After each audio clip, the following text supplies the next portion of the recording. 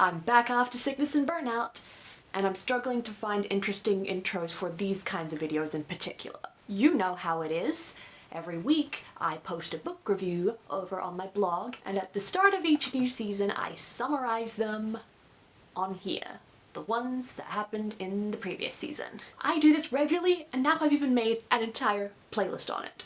You can watch it after this video because even though it's a series, the order in which you watch it does not entirely matter. Okay, let's just start the video properly, I guess. My name is Amy Rosenfeld, and these are the books that I read in the Southern Hemisphere's autumn of 2023.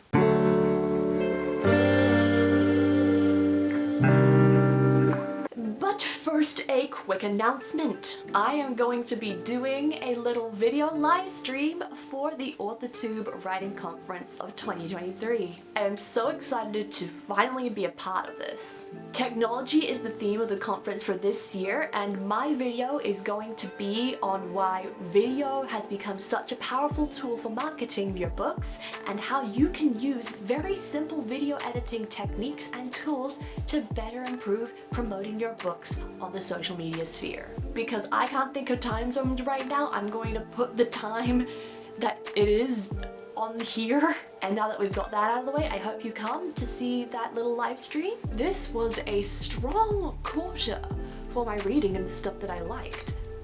But we can't have the highs without the lows. And this first low was number 13, The Boy in Striped Pyjamas by John Boyne.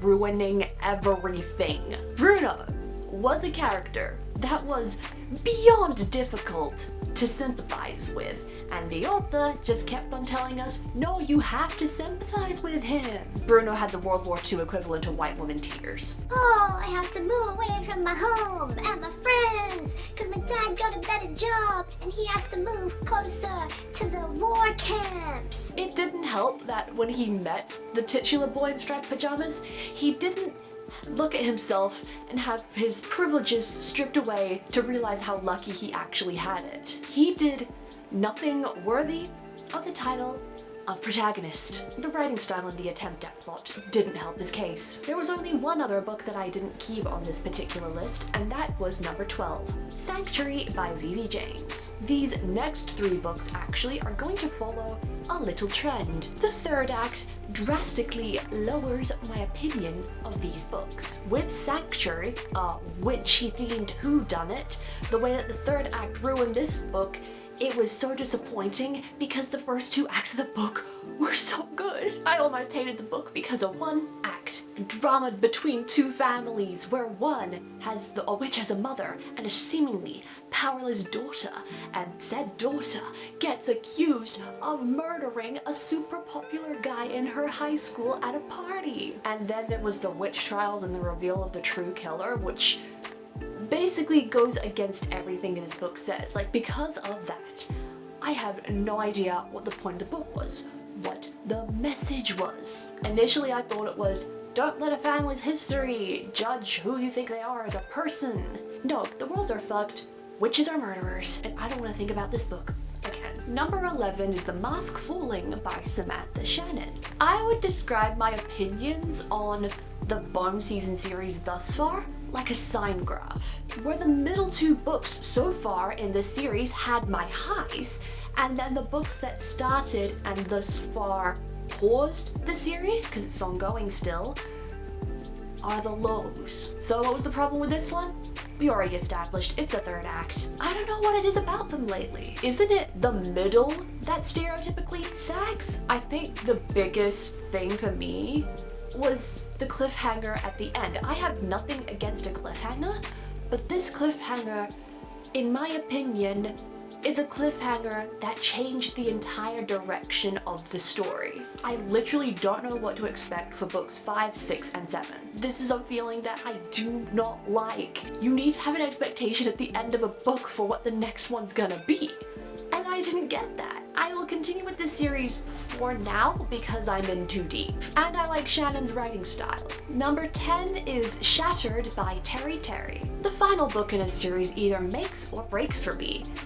And this one was kind of a break. You would have probably guessed based on how low this book was in the actual ranking for this CODA. And guess what? It was a third act problem again. First and second act were great, but the third act felt too rushed.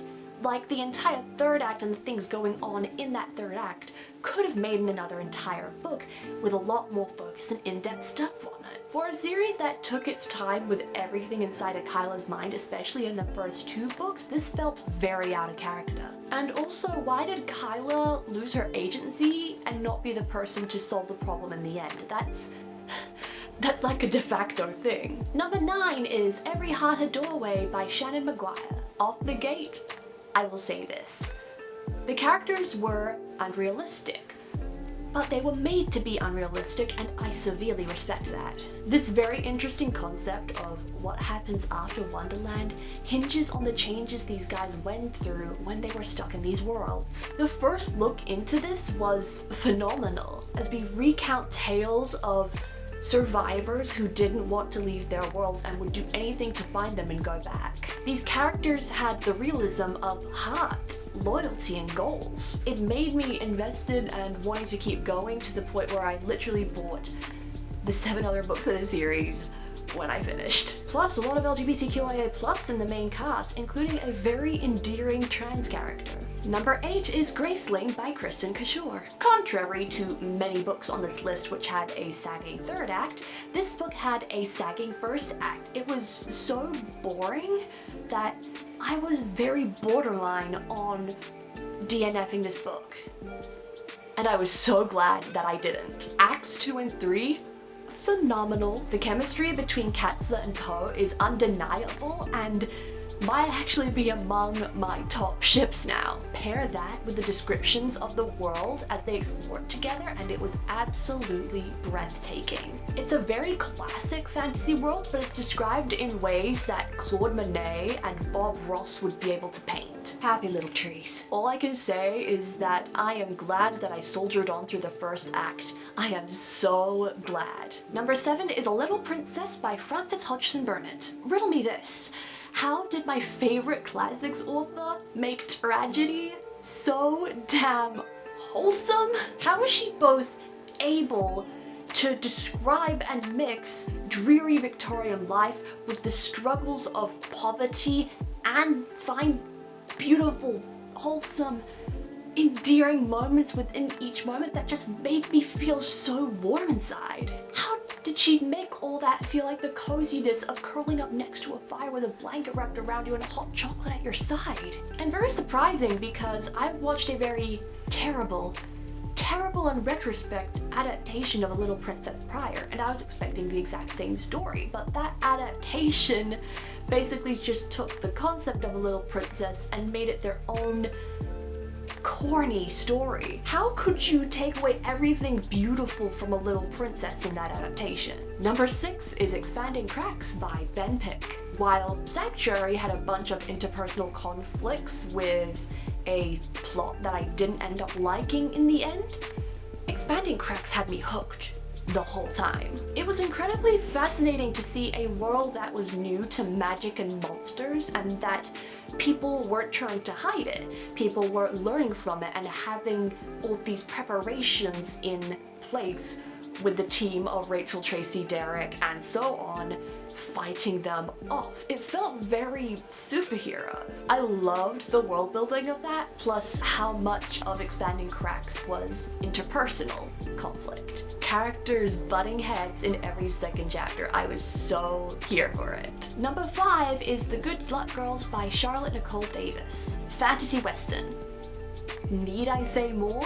Yes, I do, because I want to gush about this more. The main character, Aster, no, not that Aster, whose sister gets in trouble, and we follow the journey of her protecting her sister and her fellow friends, sisters from another mister, you could say, and her very engaging perspective as she protects everyone and she realizes how much of being this guardian figure means to her. I love this take. Plus the feminine rage of the ensemble cast in this. I loved just that. Number 4 is The Mystery of the Gold Card by Garth Nix and Sean Williams. Gothic Castle.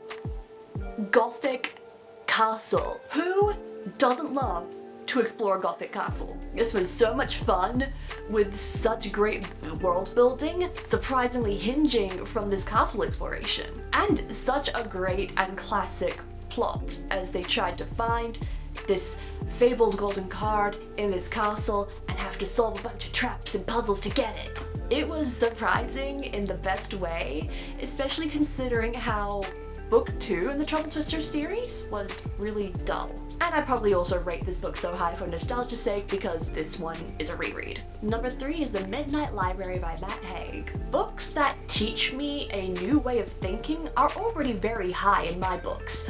Pun not intended. But when you pair that with some lovely writing styles and a relatable everyman kind of character, it deserves a 5-star rating. Especially when we go so in-depth with this main character, Nora. It does have suicide and depression as constant themes, so I wouldn't recommend this book to everyone, and everyone would definitely have different perspectives on this based on their experiences with suicide and depression. But if it doesn't trigger you, then I'd say give this book a try. Number 2 is Paperchase by G. Brassey. I am mad that more people can't read this book. It's out of print. As far as my research goes, at least, I read it back when I was 11. I remember nothing from it. And when I reread it, I was overwhelmingly happily surprised. A severely engaging exploration of trauma and coming of age as 2 girls secretly go on a trip to Australia to find their family. And I desperately want people to read it, and the artistic writing style that accompanied it. The main character was an artist, and no writing style better reflect the way an artist sees the world, coming from a hobbyist artist myself. And at number 1 we have Loveless by Alice Osman. My asexual self has never felt more validated than reading that book. Loveless is seriously so good that this novel, once read, can change the ways of thinking of even those who don't identify as asexual anywhere on the spectrum. The plot was great.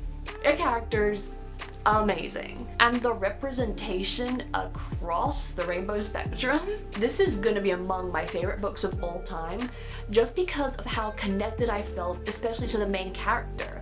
And I'm not even a romantic like Georgia is. I didn't face the exact struggles that she did when it came to discovering my asexuality, but I still felt very seen while reading this. I understood myself more. How can I not rate this book 5 stars because of that? How can that book not be the best one of this CODA? And that's how I rate them all. Let me know if you read any of these books and put your thoughts down in the comments. If you did enjoy this, be sure to give it a thumbs up and subscribe if you are new around here. You can ring that little bell to find out when I post any creative content. ASTER'S CODA Exposure is still available for you to purchase down in the description in paperback and ebook. While you're down in the description, head to my website to sign up to my newsletter and also check out my TikTok and my Instagram. Stay creative everybody, and I'll see you in the next video.